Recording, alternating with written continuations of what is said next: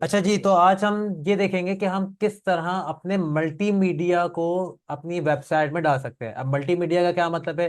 जैसे मैं पिक्चर्स को, ऑडियो को या वीडियो को अपनी वेबसाइट में ऐड करना चाहता हूं तो मैं किस तरह कर सकता हूं। तो आज हम ये देखेंगे। तो सबसे पहले तो मैं एक फाइल बना लेता हूं। किस नाम से? मल्टीमीडिया के नाम से बना लेता हूँ फाइल, multimedia.html। ठीक है, मैंने एक मल्टीमीडिया के नाम से फाइल बना ली है। और सेकेंडली मैं अपने मेन फोल्डर में जाता हूँ जहाँ पे मेरा फोल्डर है। फॉर एग्जांपल जैसे डॉक्यूमेंट, मास, 7F, CPIism, यहाँ पे HTML, ये मेरा फोल्डर है। इधर आप फोल्डर स्ट्रक्चर को भी गौर से देख लेगा कि फोल्डर स्ट्रक्चर किस तरह होता है। हमारी मेन वेबसाइट के फोल्डर यानी मेन डायरेक्टरी के अंदर जो HTML की फाइल है वो ओपनली होती है, किसी फोल्डर में नहीं होती, पहली चीज।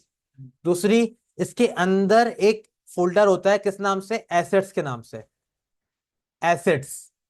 अब इस एसेट्स के अंदर आप क्या है, जितनी भी CSS की फाइलें होंगी, जितनी भी जावास्क्रिप्ट की फाइलें होंगी, जितने भी इमेजेस होंगी, जितने भी ऑडियो हैं, जितनी भी वीडियो, उन सबके अलग अलग फोल्डर बन के वो सारी चीजें उसमें रखी जाएंगी। ये तरीकेकार है एक फोल्डर स्ट्रक्चर एक पूरी वेबसाइट बनाने का। तो एसेट्स के अंदर मैं पहले फोल्डर्स बना लेता हूँ। एक बना लेता हूँ इमेजेस का, एक बना लेता हूँ ऑडियोज का, एक बना लेता हूँ वीडियोज का, वीडियोस। और इसी तरह स्टाइलिंग और जावास्क्रिप्ट का भी फोल्डर बन जाएगा जब मैं स्टाइलिंग और जावास्क्रिप्ट पे आऊंगा। अभी तो मैंने सिर्फ और सिर्फ एसेट्स के अंदर ऑडियो, वीडियो और इमेजेस का फोल्डर बनाया है। तो इसके अंदर कुछ चीजें रख भी देते हैं। जैसे मैं पिक्चर्स में आता हूँ, कुछ इमेजेस में रख देता हूँ। यहाँ पर आके मैं कुछ इमेजेस उठा लेता हूँ, जैसे एक, दो, और बस ये दो पिक्चर्स ले लेते हैं। तो मैंने ये दो पिक्चर्स ली, कॉपी करी और अपने इमेजेस के फोल्डर में आके ये दोनों पिक्चर्स रख दी। डाउनलोड में आता हूँ, मेरे पास एक ऑडियो फाइल होगी डाउनलोडेड, वो मैंने यहाँ से कॉपी करी और अपने एसेट्स के अंदर ऑडियोज के फोल्डर में मैंने वो ऑडियो फाइल रख दी। और कोई वीडियो के लिए मैं चले आता हूँ वीडियो के फोल्डर में, देखते हैं वीडियो कोई है हमारे पास, नहीं है तो कोई हमारी जूम की उठा लेते हैं। कोई रिकॉर्डेड लेक्चर देख लेते हैं, जैसे कि डॉक्यूमेंट्स, जूम, हाइपरलिंक, एंकर्स। ये वाली मेरी वीडियो की फाइल है, मैं यहाँ से इसको कॉपी कर लेता हूँ और अपने एसेट्स के अंदर, वीडियोस के अंदर मैं इस फाइल को रख देता हूँ। अब अपने कोड में वापस आता हूँ। तो मैं, आप कोड में गौर करें तो मेरी मेन डायरेक्टरी के अंदर एक फोल्डर आ गया है एसेट्स के नाम से। इसको अगर मैं ओपन करूँ तो उसके अंदर तीन फोल्डर्स हैं, ऑडियोज, इमेजेस, वीडियोस। ऑडियो के अंदर एक ऑडियो है देखें, इमेजेस के अंदर दो इमेजेस की फाइल है और वीडियो के अंदर एक वीडियो है। तो मेरे पास तमाम चीजें एसेट्स के अंदर आ गई हैं। मैं कोई भी चीज बाहर नहीं रखता, बाहर सिर्फ क्या रहेगा? मेरी HTML की फाइल। वैसे देखा जाए तो ये apptech.docs जो मैंने लास्ट लेक्चर के लिए इसमें कॉपी करी थी, तो मैं इसको भी एसेट्स के फोल्डर में रख देता हूँ कि कोई भी चीज HTML के अलावा मैं इसमें नहीं रखता। तो मैं Ctrl+X करता हूँ, एसेट्स में जाता हूँ, यहाँ पे एक फोल्डर बना देता हूँ डाउनलोड्स के लिए, कि भाई जो भी मैं डाउनलोड करवाना चाहता हूँ यूजर से वो सारी फाइलें कहाँ रखूंगा? मैं डाउनलोड्स में रखूंगा। अब आपको मैं एक और चीज बता दूं, इसका पाथ यानी इसका रास्ता चेंज करने की वजह से मैंने इसको कॉपी करके कहीं और फोल्डर में रख दिया। तो मैंने जो लास्ट वीडियो में जो फाइल बनाई थी एंकर की, उसमें मेरे जो फाइल को डाउनलोड करने का जो एंकर का टैग दिया हुआ है वो बेसिकली apptech.docs दिया हुआ है। लेकिन अब फाइल मेरी मेन डायरेक्टरी में नहीं है। अब फाइल कहाँ है? एसेट्स के अंदर, डाउनलोड्स के अंदर है फाइल। तो मैं यहाँ पे दोबारा आता हूँ और इन्वर्टेड कॉमा मतलब सारे फाइल को हटा के Ctrl+ करता हूँ। तो देखो मुझे यहाँ पे मेरी वर्ड की फाइल नहीं मिल रही। मेरी वर्ड की फाइल कहाँ है? एसेट्स के अंदर है। एसेट्स के अंदर किसके फोल्डर में है? डाउनलोड्स के फोल्डर में। डाउनलोड्स के अंदर apptech.docs की फाइल मेरे पास ये है। अब मेरी ये फाइल डाउनलोड हो सकती है, वरना नहीं होती।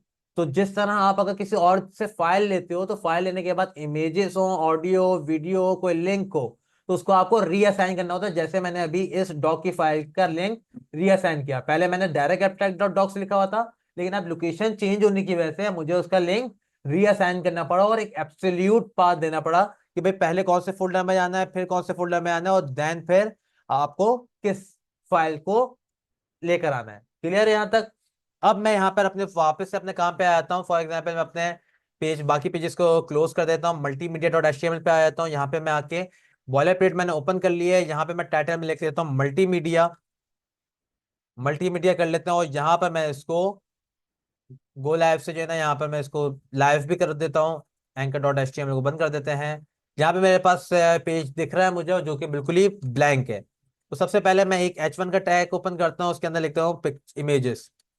मैं यहाँ पे इमेज ऐड करने वाला हूँ, तो देखते हैं मेरे पास H1 आ चुका है यहाँ पर इमेजेस के नाम से। मैं यहाँ पे इमेज के लिए मुझे IMG यानी इमेज के टैग की जरूरत है। IMG का मैंने टैग ओपन किया। जैसे ही मैं ओपन करूंगा, मुझे दो किस्म के एट्रीब्यूट प्री डिफाइंड मिलेंगे, पहले से ही इंटर मिलेंगे। ये दो एट्रीब्यूट अगर नहीं आते हैं तो आप खुद से लिखोगे।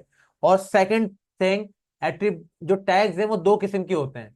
एक होता है स्टैंड अलोन और एक होता है पेयर टैग। और ये वाला जो है हमारा, ये स्टैंड अलोन टैग है। देखें, इसका ओपनिंग टैग तो है लेकिन क्लोजिंग टैग नहीं है, तो इसका मतलब है इसको क्लोज करने की जरूरत नहीं है। ये ओपनिंग एक ही टैग रहता है, यानी स्टैंड अलोन टैग है। इसके अंदर मेरे पास दो एट्रीब्यूट्स है, एक SRC यानी सोर्स का, दूसरा ALT। अब सोर्स और ALT में क्या फर्क है? ये ALT बेसिकली अल्टरनेट है। क्या मतलब कि अगर मैं सोर्स फाइल को पहले सेलेक्ट कर लेते हैं, कंट्रोल स्पेस करूंगा। किसी फाइल को सेलेक्ट करने के लिए कंट्रोल स्पेस यानी सजेशन आप मांग सकते हो। मेरी फाइल मल्टीमीडिया HTML के फोल्डर में, तो HTML के फोल्डर में जो जो चीजें हैं वो मुझे यहाँ पे दिखा रहा है। यहाँ पे मेरी इमेज है नहीं है? मेरी इमेज कौन से फोल्डर में? एसेट्स में। तो मैं एसेट्स में जाऊंगा। एसेट्स में कौन से फोल्डर में? इमेजेस में। इमेजेस में आके मैं अपनी वो वाली इमेज सेलेक्ट कर लूंगा जो मुझे इमेज शो करनी है। जैसे अभी मैं पहली वाली इमेज दिखाना चाहता हूँ, जाके रिजल्ट देखता हूँ, तो देखो मेरे पास इमेज यहाँ पे लग चुकी है। लेकिन बाय मिस्टेक या किसी इंटरनेट एरर की वजह से, या इंटरनेट कभी कभार ऐसा होता है कि स्लो चल रहा होता है, तो इमेज लोड होने में टाइम लगता है या इमेज करप्ट हो जाती है। तो फॉर एग्जाम्पल, नाम गलत है, फाइल नहीं मिली, यहाँ पे कुछ पता चल रहा है कि यहाँ पे कोई इमेज है भी, इमेज का टैग है या नहीं है, कुछ भी नहीं पता चल रहा। मतलब अगर बाय डिफॉल्ट या किसी एरर की वजह से आपकी इमेज शो नहीं होती, या इंटरनेट की वजह से आपकी इमेज शो नहीं होती, तो आप यूजर को किस तरह बताओगे कि भाई यहाँ पे कोई इमेज है, आपके इंटरनेट स्लो होने की वजह से इमेज शो नहीं हो रही, काइंडली इसको रिफ्रेश करें ताकि आपको इमेज दिख सके दोबारा। तो ऐसी चीजें काफी दफा होती हैं, लेकिन हम यूजर को बताएं कैसे कि यहाँ पे कोई इमेज है? तो मैं यहाँ पर उस इमेज का नाम, जो इमेज इधर आनी है, जैसे बैनर की इमेज है, या जैसे अभी ये किस चीज की इमेज थी मैं देख लेता हूँ, फ्लावर्स की, लेक की इमेज है, तो मैं यहाँ पे ऑल्ट में उस इमेज का नाम लिख दूंगा या सिनेरियो लिख दूंगा कि वो किस चीज के लिए इमेज है, या ये भी लिख दूंगा कि सिर्फ इमेज है, तभी मेरा काम हो जाएगा। करता क्या है ये, कि ऑल्ट पे, अभी देखो इसकी इमेज लिखने पे, या चलो मैं इस पे लेक लिख देता हूँ, लेक। तो ये मैंने लेक लिख दिया। अभी देखो लेक कहीं पे लिखा हुआ आ रहा है? नहीं लिखा हुआ आ रहा, क्योंकि इमेज लोड हुई हुई है। अब अगर किसी वजह से, मैं अभी देखो इंटरनेट का तो एरर है नहीं, तो मैं फाइल का नाम ही गलत कर देता हूँ। मैंने फाइल का नाम गलत कर दिया, यानी एक एफ को मैंने मिटा दिया, अभी कोई पूरी फाइल है ही नहीं, तो ये इमेज भी नहीं आएगी। तो अब देखो बाय डिफॉल्ट क्या आ रहा है, मेरी इमेज का आइकन आ रहा है, जिसके ऊपर एक तरीके से साइड से देखो एक करप्ट का निशान बना हुआ है, मतलब वो फाइल जैसे टूटी हुई है एक तरफ से, कोने से। और उसके बराबर में वो ऑल्टरनेट नेम लिखा हुआ है, जो कि मैंने ALT के अंदर दी, ALT के एट्रीब्यूट में दिया था। ये हम इसलिए लिखते हैं ताकि अगर किसी वजह से इमेज लोड ना हो, तो यूजर को ये बात पता रहे कि यहाँ पे कोई इमेज है, जिस लेकिन वो आ नहीं पा रही, तो वो उसको पेज को रिफ्रेश कर ले ताकि वो इमेज आ जाए। और अगर ये ऑल्ट में आप कुछ नहीं लिखोगे, तो इमेज तो नहीं आएगी, लेकिन कुछ ये भी नहीं पता चलेगा कि यहाँ पे कोई इमेज है भी या नहीं। क्लियर है यहाँ पर? तो मैं यहाँ पे ऑल्ट मैंने लिखा हुआ है, इमेज को यहाँ पे शो करा देते हैं। देखो मेरी इमेज आ गई है। इसके अंदर मेरे पास दो एट्रीब्यूट और होते हैं, हाइट का और विड्थ का। अगर मैं सिंगल एट्रीब्यूट देता हूं, यानी विड्थ का, सिर्फ विड्थ का, और मैं 500 px 400 px में कोई विड्थ दे देता हूं, इसमें हम हमेशा हमारा जो हाइट और विड्थ जो सिलेक्ट होती है वो पिक्सल्स में होती है। क्या वजह है, क्यों होती है, क्या फर्क होता है, ये सब हम CSS में देखेंगे। अभी सिंपल ये याद रखें कि हम पिक्सल्स में इसको सिलेक्ट कर सकते हैं, बाकी तो और भी यूनिट्स है जिसमें हम सिलेक्ट करेंगे CSS में। तो अभी मैं इसको 500 px में सेलेक्ट कर लेता हूं। तो बाय डिफॉल्ट ये देखो 500 px की विड्थ हुई है। लेकिन सर आपने तो विड्थ 500 px की करी थी, हाइट क्यों बढ़ गई? एक एट्रीब्यूट यानी सिर्फ विड्थ लगाने से 500 px की हुई, तो हाइट अभी बाय डिफॉल्ट ऑटो होती है। बाय डिफॉल्ट ऑटो होती है, और ये अपना पिक्चर का जो रेशियो है वो खराब नहीं होने देता। 50, जब 500 पिक्सल्स की विड्थ आई, 500 पिक्सल की जब विड्थ आई, तो हाइट भी उसके हिसाब से, उसी रेशियो के हिसाब से बढ़ गई। अगर मैं इसको हाइट विड्थ की जगह हाइट देता हूं 500 पिक्सल्स की, तो ये हाइट 500 पिक्सल की होगी, तो रेशियो विड्थ रेशियो के हिसाब से विड्थ बढ़ेगी फिर। देखिए हाइट 500 पिक्सल की है, विड्थ उसके हिसाब से बढ़ रही है। लेकिन अगर मैं हाइट और विड्थ दोनों ही देता हूं, तो अब ये मेरी HTML की कोडिंग मेरी पिक्चर को फोर्स करेगी कि जितनी हाइट दी जा रही है, जितनी विड्थ दी जा रही है, उस हिसाब से यो अपने रेशियो के हिसाब से बढ़ने की जरूरत नहीं है। अब मैंने इसकी विड्थ दे दी 500 पिक्सल्स, 500 पिक्सल दे दी। तो देखें अब ये प्रॉपर स्क्वायर में हो गई है।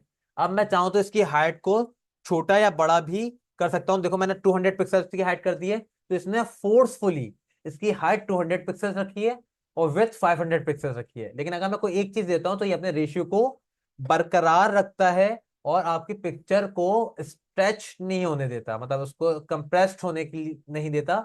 वो आपके रेशियो के हिसाब से जो इमेज का एक्चुअल क्वालिटी है वो बरकरार रखने की कोशिश करता है। लेकिन अगर आप दोनों चीजें दे देते हो, हाइट और विड्थ दोनों दे देते हो, तो फिर आपका HTML फोर्स करता है आपकी पिक्चर को कि जो हाइट और जो विड्थ दी जा रही है उसी हिसाब से रिएक्ट करे और उसी हिसाब से उस अपनी हाइट और विड्थ को एडजस्ट करे। यहां तक ठीक है। यहाँ पे मैंने हाइट और विड्थ देके इमेज को सेट कर दिया है। अब मैं आता हूँ अपने नेक्स्ट मल्टीमीडिया की तरफ। H1 एक और हेडिंग ले लेता हूँ। अब मैं ऑडियो सेलेक्ट करने वाला हूँ। तो मैंने यहाँ पे ऑडियो का H1 ले लिया है, हेडिंग डाल लिया है ऑडियो। अब इसके नीचे में ऑडियो लगानी है मुझे। ऑडियो के लिए ऑडियो का ही टैग है, मैंने यहाँ पे ऑडियो लिखा। ऑडियो का टैग पेयर टैग है। इमेज स्टैंड अलोन था, ऑडियो का क्या है, पेयर टैग है। मैंने यहाँ पे देखो, यहाँ पे एक ही एट्रीब्यूट बाय डिफॉल्ट खुला हुआ है, किसका, SRC का। SRC के फोल्डर में यानी सोर्स में मैं कंट्रोल स्पेस करता हूँ, अपने ऑडियो को जाकर सेलेक्ट करूंगा, यानी एसेट्स, एसेट्स के अंदर ऑडियोस, ऑडियोस के अंदर अपनी ऑडियो को मैंने सेलेक्ट कर लिया। जाके देखते क्या रिजल्ट आया। ऑडियो तो नजर नहीं आ रही। क्या मतलब, देखो ऑडियो में देखने जैसा कुछ नहीं है। फॉर एग्जाम्पल, मतलब अगर मैं बात करूं ऑडियो की, तो ऑडियो में साउंड होता है, उसको आप देख नहीं सकते। तो यहाँ पे देखने के लिए कुछ है नहीं। लेकिन भाई हमें ऑडियो को कंट्रोल करने के लिए भी तो कुछ चाहिए, जिससे मैं उसको प्ले कर सकूं, पॉज कर सकूं, उसके अगर टून को मुझे आगे बढ़ाना है तो आगे बढ़ा सकूं, वॉल्यूम अप एंड डाउन कर सकूं। मुझे कंट्रोल्स की जरूरत है। हाँ, कंट्रोल्स मैं लगा सकता हूँ, और जब मैं कंट्रोल्स लगाऊंगा तो मैं ऑडियो को फिर देख भी सकता हूँ। अभी जो मेरी ऑडियो है वो बैकग्राउंड में लगी है, इसको मैं देख नहीं सकता, लेकिन जावास्क्रिप्ट की मदद से मैं इसको ऑटो प्ले कर सकता हूँ, ताकि जैसी पेज रीलोड हो ऑडियो प्ले हो जाएगी और बैकग्राउंड में प्ले होगी, ऑडियो नजर नहीं आएगी। लेकिन यहाँ पे मैं चाहता हूँ कि वो कंट्रोल्स दिखाए, क्योंकि अभी हम जावास्क्रिप्ट से तो नहीं कर रहे। मैं चाहता हूँ कि मुझे सारे कंट्रोल्स दिखे ताकि मैं प्ले और पॉज कर सकूं। तो सिंपल, मुझे एक एट्रीब्यूट लिखना है कंट्रोल्स का। मैं यहाँ पे सिर्फ कंट्रोल्स लिखूंगा, सिर्फ कंट्रोल्स, कुछ भी नहीं, कोई वैल्यू नहीं, कोई इक्वल टू नहीं, सिर्फ कंट्रोल्स लिखूंगा। और यहाँ पे देखो, आप मुझे ऑडियो के कंट्रोल्स दिखना शुरू हो गए हैं। मेरे पास प्ले और पॉज का भी बटन आ गया, मेरे पास लेंथ भी आ रही है, टोटल लेंथ भी आ रही है, मेरे पास आगे और पीछे बढ़ाने के लिए एक फील्ड भी आ गई है, मेरे पास वॉल्यूम अप एंड डाउन करने के लिए भी फील्ड आ गई है, प्लस मुझे इसको डाउनलोड करने का भी बटन यहाँ पे मिल गया है, और उसकी प्लेबैक स्पीड का भी ऑप्शन मिल गया है। सिर्फ एक एट्रीब्यूट लगाने से मुझे इसको डाउनलोड करने तक का भी बटन मिल गया, कि मैं अगर डाउनलोड पे क्लिक करता हूं तो देखो मेरी ऑडियो क्या हो गई, डाउनलोड हो गई है। ठीक है, तो मैं यहाँ पर आता हूँ और इसको प्ले करते हैं, तो मेरी ऑडियो चलना शुरू हो गई, और मैं यहीं पे पॉज भी कर सकता हूँ बाय यूजिंग कंट्रोल्स एट्रीब्यूट। अगर कंट्रोल एट्रीब्यूट नहीं होगा तो ये सारी चीजें कहाँ होंगी, बैकग्राउंड में होंगी, और बैकग्राउंड में आप कोई भी प्ले या पॉज नहीं कर सकते। इसमें हाइट वेट देने की जरूरत तो है नहीं। अब आ जाते हैं वीडियो की तरफ, हमारे तीसरा मल्टीमीडिया। तो H1 की मैं हेडिंग डालता हूँ, और वीडियो की मैं यहाँ पे हेडिंग ले लेता हूँ। इसके बाद इसका भी टैग का नाम क्या है, वीडियोस। ये जैसे ऑडियो का ऑडियो है, इमेज का IMG, और वीडियो का वीडियो ही के नाम से टैग है। मैंने यहाँ पे वीडियो लिखा, मेरे पास टैग आ गया, बिल्कुल ऑडियो की तरह। यहाँ पे भी सोर्स फाइल मांग रहा है, मैंने सोर्स फाइल ली, एसेट्स के अंदर, वीडियोस के अंदर, ये वाली वीडियो। सही है, जाके देखता हूं तो मेरी वीडियो बाय डिफॉल्ट इतनी बड़ी सी आ रही है, पूरे पेज की, पूरे स्क्रीन, क्योंकि इसको रिकॉर्ड ही पूरे स्क्रीन साइज पे किया गया है, तो बड़ी सी आ रही है। अच्छा सर, इसको प्ले कहां से करूं, प्ले का तो कोई बटन ही नहीं आ रहा, क्योंकि इसमें कोई कंट्रोल्स मैंने नहीं दी है। देखिए ये ब्लैक बॉक्स आ गया, ऑडियो में तो कंट्रोल्स नहीं लिखे, तो कुछ भी नहीं आया था, कि ऑडियो में स्क्रीन नहीं थी।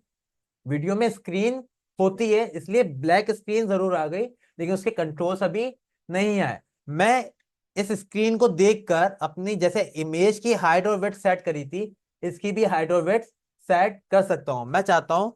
लेकिन इसकी एस्पेक्ट रेशियो जो है वो वीडियो खराब ना हो, तो मैं सिर्फ एक ही चीज दूंगा, ताकि उसी हिसाब से हाइट भी खुद ही एडजस्ट हो जाए, मैं नहीं देना चाहता।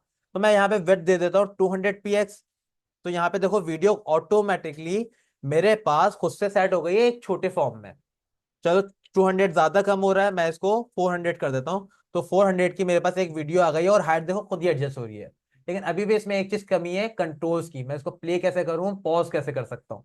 तो मैं जैसे ऑडियो में मैंने सिर्फ कंट्रोल का एट्रीब्यूट लगाया था, यहाँ पे भी मैं बस क्या बोलूंगा, कंट्रोल्स, सिंपल कंट्रोल्स बोलूंगा। तो यहाँ पे देखो मेरे पास कितने टाइप के कंट्रोल्स आ जाते हैं, मेरे पास प्ले, पॉज, इसके कंट्रोल्स आ जाते हैं। मैं वीडियो को आगे या पीछे कर सकता हूँ, मैं इसके साउंड को बंद या ओपन कर सकता हूँ, मैं इसको फुल स्क्रीन में कर सकता हूँ। ये वीडियो फुल स्क्रीन में हो गई है, जिसको मैं यहाँ पे प्ले कर सकता हूँ और पॉज कर सकता हूँ।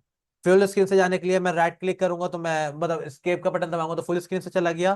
प्लस मैं इसको, जैसे आपने यूट्यूब पे देखा होगा कि वो पिक्चर इन पिक्चर चलती है, यहाँ पे वीडियो चलाना चाहूँ तो यहाँ पे भी वीडियो चलती रहेगी अगर मैं प्ले करता हूँ। तो देखो यहाँ पे वीडियो मुझे कहाँ चलती हुई दिख रही है, इसके अंदर दिख रही है बाय डिफॉल्ट, और यहीं से मैं पॉज कर सकता हूँ। बैक टू टैप करता हूँ तो बैक टू टैप पे आ गया। और मैं ये पिक्चर, ये वीडियो को डाउनलोड भी कर सकता हूँ by using control attribute in the videos tag. इस तरह मैं तीनों मल्टीमीडिया को अपने हिसाब से सेट कर सकता हूँ, चेंज कर सकता हूँ, कंट्रोल सेट कर सकता हूँ जी।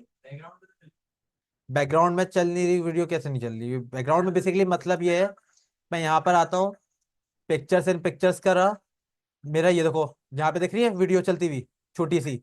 अब अगर मैं दूसरा टैब खोलता हूँ ये नहीं जाएगी, मैं कोई और काम करता रहूं, इसको मिनिमाइज कर दूं, नहीं, क्रोम को खुला होना जरूरी है। मैं किसी वेबसाइट पे जाता हूँ या कोई अपना काम कर रहा हूँ, दूसरा काम कर रहा हूँ, फॉर एग्जाम्पल मैं यहाँ पर आया, मैंने अपना ई ब्रावो खोल लिया, वेबसाइट चलिए, मेरी वीडियो यहाँ पे अपनी चल रही है, ताकि अगर मैं कोई चीज सीख रहा हूँ और मैं वो वीडियो भी देखता रहूं मैं, और मैं अपना काम भी करता रहूं, तो मैं पिक्चर इन पिक्चर कर लेता हूँ। तो देखो मेरी वेबसाइट वीडियो प्रॉपर चल रही है, जिसको मैं वापस बैक टू टैब जैसे क्लिक करूंगा तो वापस से मैं अपने टैब पर आ जाऊंगा और मेरी वीडियो वहीं पे चलती रहेगी, रुकेगी नहीं। और मैं वहां से पॉज भी कर सकता था। तो इस तरह मैं अपने मल्टीमीडिया को, तीनों तीनों मल्टीमीडिया को आराम से अपनी HTML की वेबसाइट पे ऐड कर सकता हूँ। अब फॉर एग्जाम्पल मैं एक सिंपल सी बात करता हूँ कि भाई मुझे अपनी जो इमेज है उसकी जो विड्थ है वो 100% चाहिए, यानी यहां से लेके यहां तक पूरी चाहिए। तो मैं यहाँ पर आऊंगा और विथ पे बोल दूंगा कि भाई इसकी जो विथ है वो 500 px ना हो, वो 100% हो जाए। 100% किसके 100% हो जाए, वो बेसिकली स्क्रीन के यानी बॉडी के 100% हो जाएगी। बॉडी क्या है, मेरी पूरी स्क्रीन है, और अभी ये बॉडी के अंदर इमेज है, तो ये बॉडी के 100% हो जाएगी, यानी ये पूरी बॉडी के बराबर। तो ये देखो पूरी बॉडी के बराबर हो गई है, यहां से लेके यहां तक पूरी बॉडी के बराबर मेरी इमेज हो गई है आराम से बाय यूजिंग 100%। देखिए 500 पिक्सल आधा भी नहीं हो रहा था। और अगर मुझे इस स्क्रीन की 50% पे लेकर आना है, तो मैं यहाँ पे जस्ट 50% करूंगा, तो इस स्क्रीन की आधा साइज ले लेगा ये पूरी स्क्रीन का क्या है, हाफ है। जो कंफर्म पता है कि हाफ ही होगा, क्योंकि वो परसेंटेज के हिसाब से इसको डिवाइड कर रहा है। क्लियर है। तो ये था मेरा multimedia by using image, video और एंड ऑडियो एट्रीब्यूट्स।